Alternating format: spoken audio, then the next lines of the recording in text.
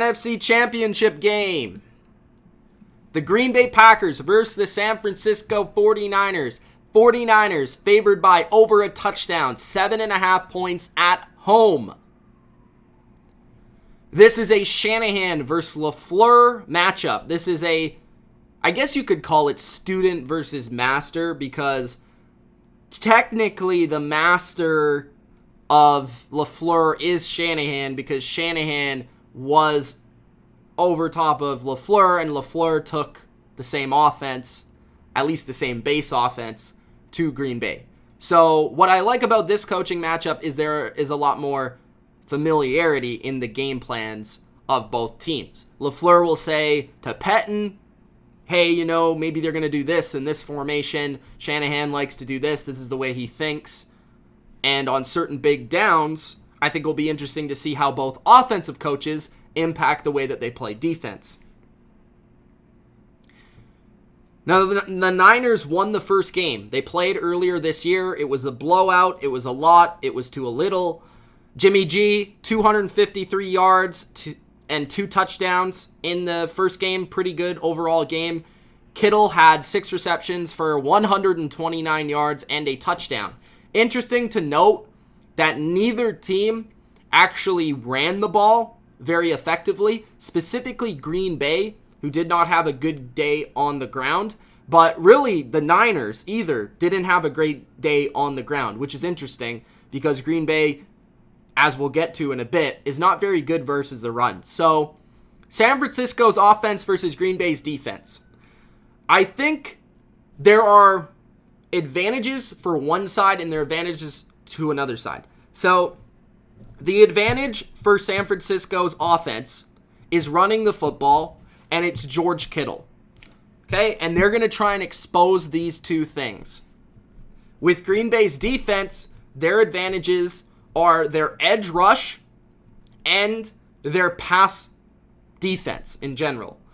And most specifically, their pass defense on the outside versus San Francisco's versus San Francisco's receivers. So Deebo Samuel, Emmanuel Sanders versus Jari Alexander, Tramon Williams, King, Amos, all these guys in the secondary.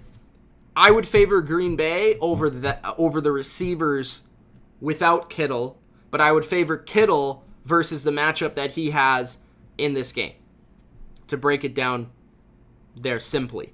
So McGlinchey and McGlinchey and Staley, left and right tackle, Staley, left tackle, McGlinchey, right tackle, are going to have to play Preston Smith and Zadarius Smith. Now, these guys are only going to become a big deal if San Francisco is not able to run the ball or have effective early down play calls. And I don't think that's going to be the case. I don't think these guys are going to become a massive difference maker in this game, only on maybe a few plays, because I just trust in Kyle Shanahan and his play calling on early downs and their ability to run the ball, that I just can't see him putting Jimmy and this offensive line in bad situations. I think it would have to take a special performance by Green Bay to force Jimmy G in a lot of uncomfortable positions. I think the Smith bros, Shanahan will scheme up a way to make these guys as limited on the game as possible. Now, what Green Bay needs to do, in my opinion, is they need to force Jimmy Garoppolo to beat them. It's not that I don't think Jimmy G is bad. I think he's good, but he's also looked shaky at certain moments, and he looked shaky in that game versus the Vikings. But what the Vikings weren't able to do was stop the run. They weren't able to get any sort of push versus the run game. And my concern is that Green Bay won't be able to either, because Green Bay's defense is bad versus the run. They're 31st in adjusted line yards in that push on the D-line. Again, measuring the push that a defensive line gets up front versus an offensive line. They're second to last, Green Bay. And they're 23rd in run DVOA. So they're one of the worst run defenses in the league, and specifically that all stems from the defensive line. Coleman, Breida, Mostert, I think should have a good game in this one. I was shocked when I looked back and saw the stats in the first game that they weren't overly effective, and maybe LaFleur somehow, some way, because he knows this scheme so well, can help out and say, you know what, we need to lock down these type of runs to have a chance. Maybe coaching will come into this a little bit. But then again, Gary Kubiak was on the Vikings side, and it didn't really seem to matter. It just seems like Shanahan has new runs and new schemes every week where he can take advantage of a defense. I think that George Kittle's going to have a big game as well. When you look at it, I don't know really who can cover him on Green Bay's side of things. I certainly don't think it's going to be Martinez. It could be Amos, maybe, possibly Savage, the rookie. But I don't really see either guy one-on-one handling Kittle on a consistent basis. Plus, if you have them in the box versus Kittle, Kittle can easily take them out in the run game. It's kind of similar to the Gronk scenarios of the past where if you want to play these guys tight and you want to play a specific style, they can just run the ball at you and you're going to be stuck, specifically if you play a safety on him. Green Bay is 21st in receptions and 20th in yards versus the tight end. That's also a big reason why I believe Kittle will go off again in this game. Green Bay's going to have to commit multiple people to stopping Kittle, but I only think they can do that in like third down situations.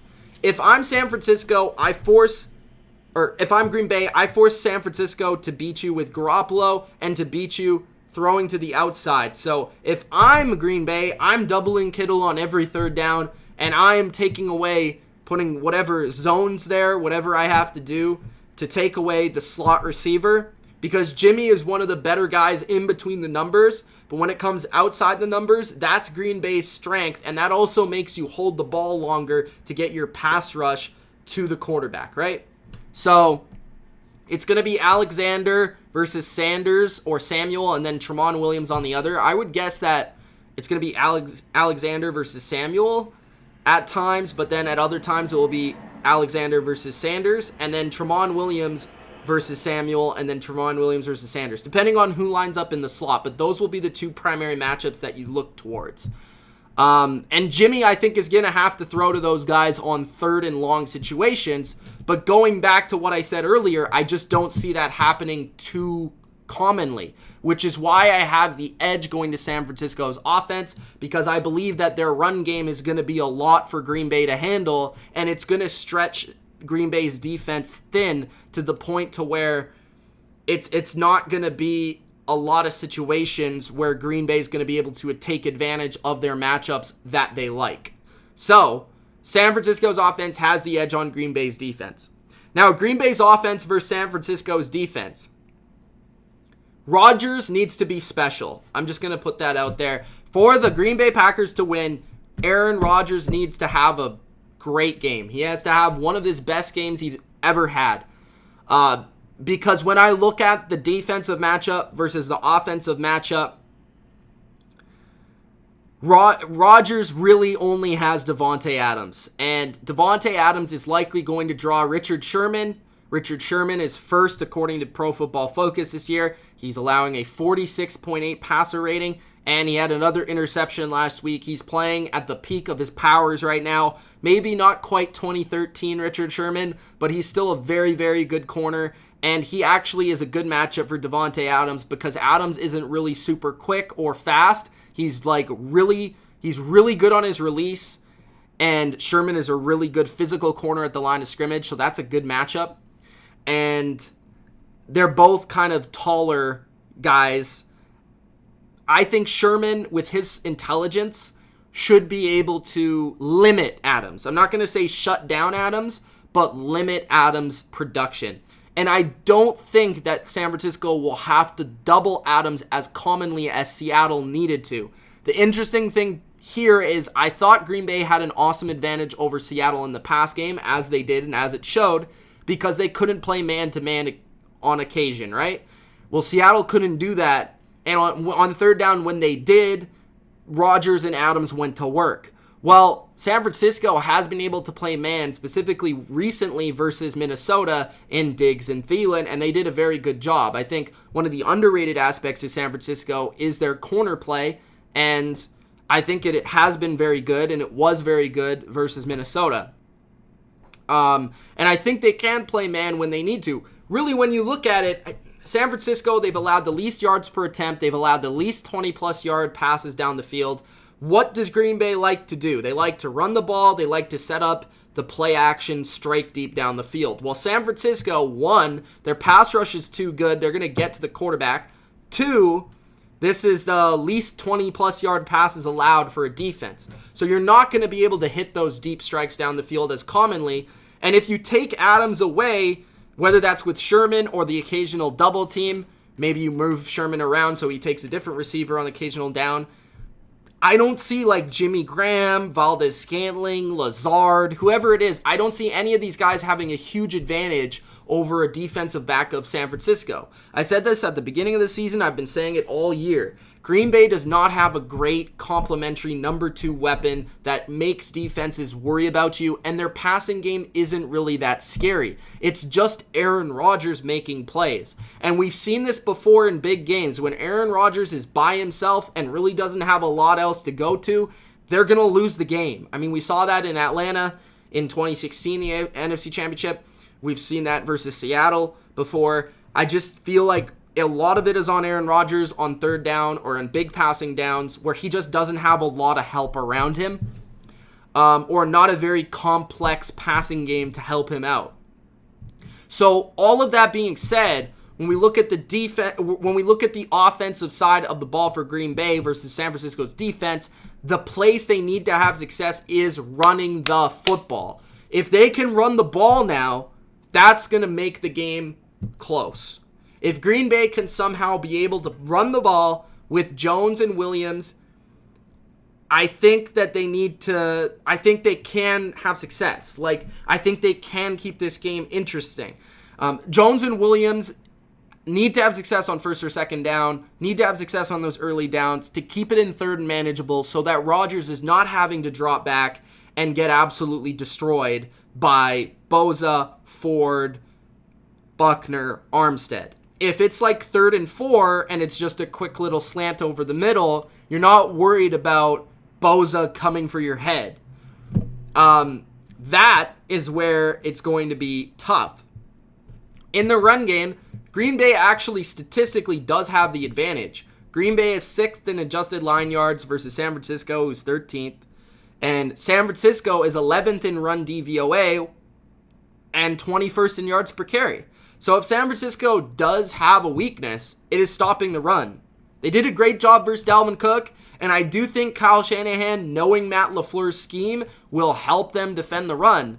But I actually think that Aaron Rodgers would be able to take advantage of some of these plays that Kirk Cousins wasn't able to, which to me means that the game should be more competitive.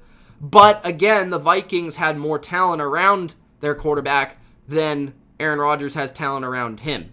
And if you're going to run versus San Francisco, it needs to be up the middle because the wide 9 formation that the 49ers run defends the outside very well.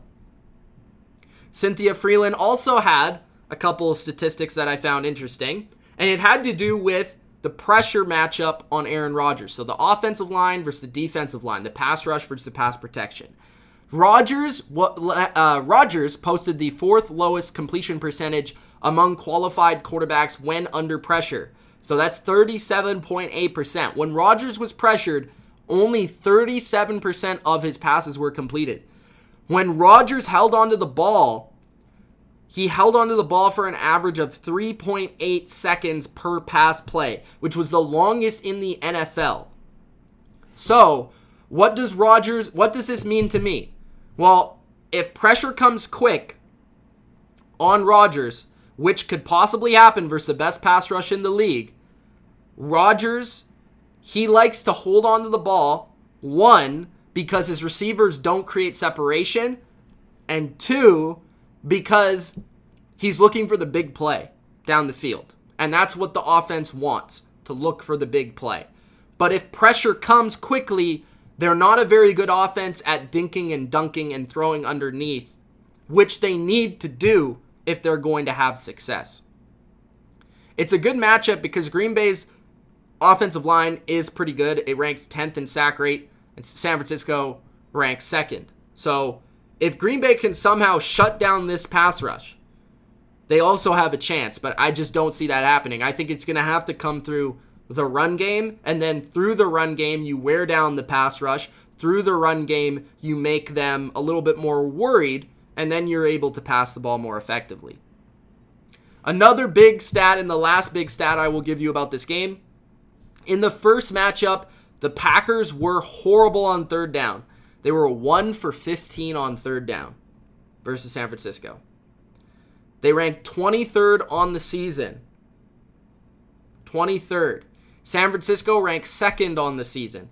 But what did we see versus Seattle? Green Bay converted a lot of the third downs. So, if they're going to win, they need to come up big on third down.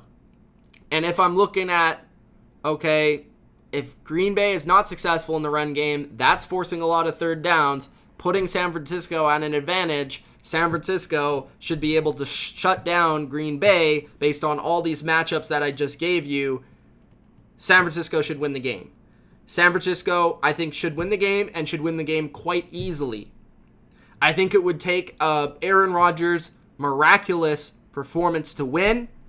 I'm going San Francisco 30, Green Bay 17, and that means San Francisco will win and cover this NFC Championship game, moving on to the Super Bowl. I think the better of the two matchups is the Titans versus the Chiefs. This game, I do expect San Francisco to win comfortably. But, again, if some of the things go in favor of the Green Bay Packers, like running the football, like stopping the run, they'll have success, and they'll keep it close. Thank you for joining me. If you enjoyed, Gronk Spike, the like button, and, of course, I already put it up, but subscribe to The Bottom Line View for more NFL vids just like this.